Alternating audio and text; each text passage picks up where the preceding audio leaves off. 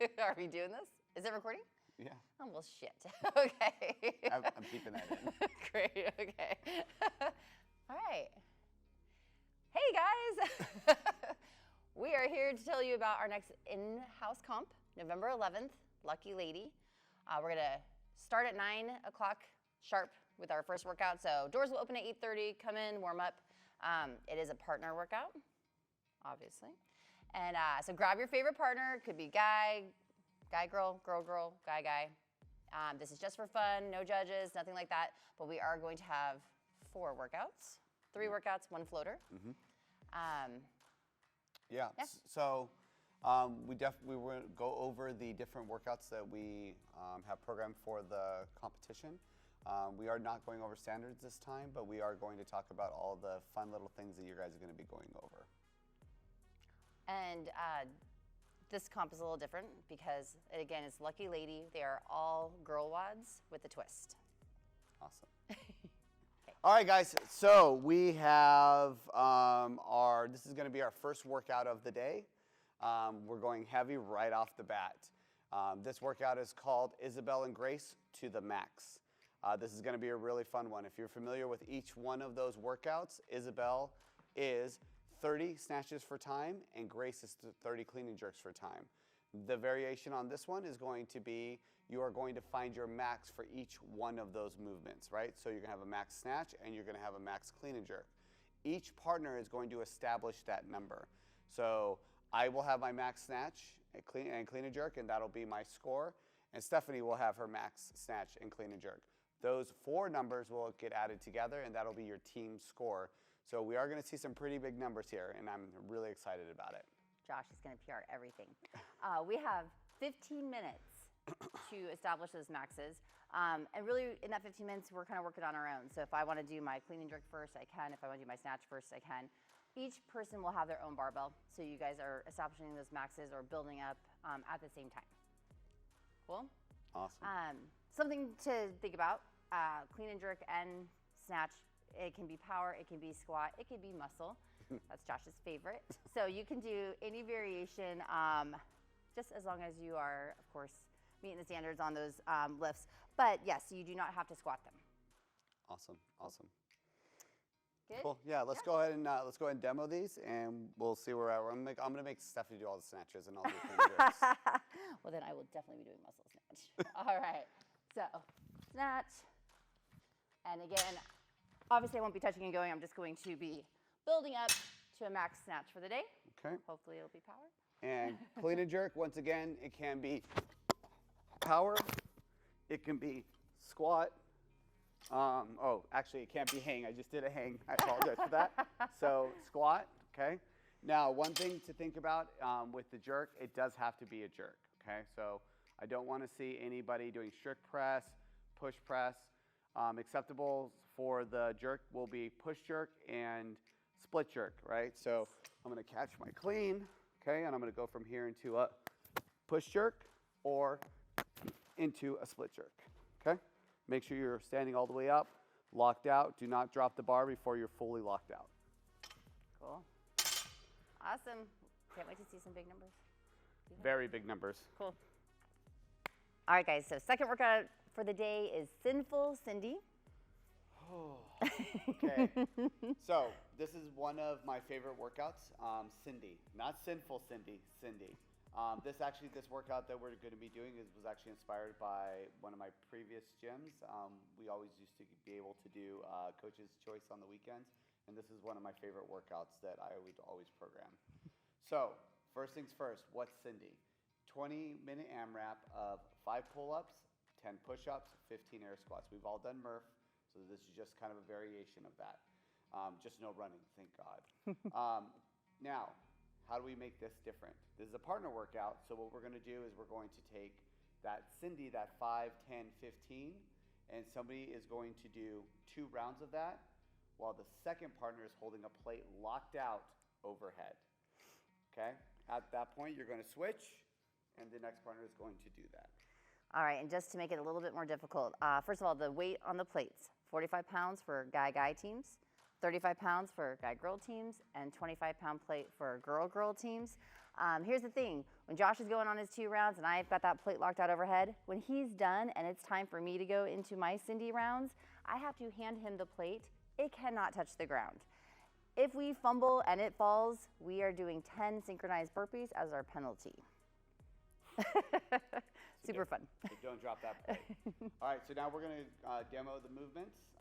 We're not going to go over standards like I said prior, but we are going to show you all the different scales that you could possibly do for each one of these movements.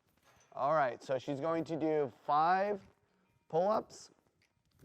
After that, she's going to drop down, and she's going to give 10 push-ups. And notice that while she's doing the push-ups, I am not dropping the plate. The second I do not have the plate locked out, those reps do not count. After those 10 push-ups, she's going to go into 15 air squats. Same thing. I'm still locking out overhead. Now, let's say that me as a partner, I can't keep holding this on. I have to communicate with my partner, like, hey, I can't hold this. I need a rest. That means that she will have to drop. I'll have to drop, and I'm going to hold it. Once again, I can't let it hit the ground. Okay, can't let it touch the ground. So I got to rest. Okay, I'm ready. And she can keep going from wherever she was. And once again, if I drop the plate, whatever rep side that she's doing, do not count. All right, let's talk about scales. So for the for pull-ups, the only scale that we are going to allow for this is going to be ring rows. Ideally, you're going to want your feet directly underneath the rings, and you're going to lean back and lock out those arms. Another thing that I want to make sure that you guys are doing is we're not doing kipping ring rows. We're not hipping up into the rings, okay? Nice tight core, hips open, squeeze your butt. Pull the rings as close to your shoulders as possible, and then all the way down, locked out at the bottom. And then for scaled push-ups, we are going to go to knee push-ups. I do want to point out that she does not have her butt up in the air. Her hips are open, and she's basically doing a plank, for lack of a better term, on her knees. Okay, make sure that we keep that completely open. All right, so third workout of the day, double Diane. So regular Diane, 21, 15, 9, deadlifts, handstand push-ups. Today we're going to double it, so it's going to be 42, 30, 18 between you and your partner. You can split it up however you want. So 42 deadlifts, 42 handstand push-ups, and so on. Again, we can split up however we want. I can start on the deadlifts, tag Josh, he'll come in. Once our 42 deadlifts are done, we'll move over to the wall. Awesome. Now, one thing that we do want to point out is the barbell is in front of the rig, and the handstand push-ups will be behind the rig. That way we can just keep that separation, so we're not getting everyone's like all standing trying to do handstand push-ups around a barbell. We will talk about scales here in a moment, but let's go ahead and go through what that workout looks like. All right, so 42 deadlifts. And they must be unbroken. They don't need to be unbroken. So she's going to go through her deadlift. She's not going to demo all 42. But down and up, you guys, it's a deadlift. There's nothing special about this. After she's got her, once we finish our 42, we're going to walk over to and do the handstand push-ups. So once again, just like normal, kick up. And if you notice, no mat underneath. Okay? Nothing to stop my head. That is the RX version. You can have a mat underneath as long as your hands and your head are at the same level. That's totally fine. Josh is a badass, so he can go to the floor. But, but you can have a mat, just hands and head, same height. So if you prefer an ab mat, 25-pound plates on each side, that will make it an RX. And then we'll scale it from there. Okay. Notice that I did do strict handstand push-ups. That is not necessary.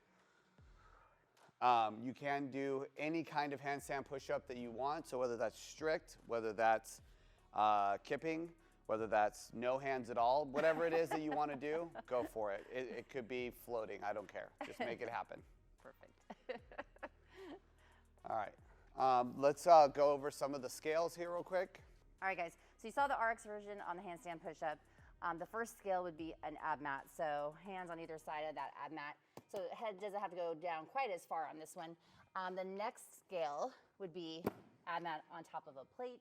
This is a 25. We can go all the way up to a 45-pound plate. Once we have to go beyond a 45-pound plate, we're going to move over instead to a dumbbell press, seated dumbbell press. So seated dumbbell press, you'll have 2 dumbbells sitting on the floor, dumbbells to the shoulders, and we'll do strict press instead of those handstand push-ups. So full lockout, one head of the dumbbell touches, and locked out overhead.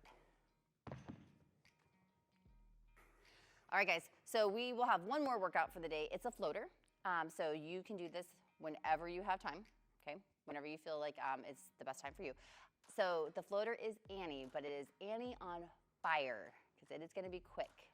So Annie, 50, 40, 30, 20, 10, double unders, and ab mat sit-ups. Break it up however you want. Cool. Single unders. Double the single unders.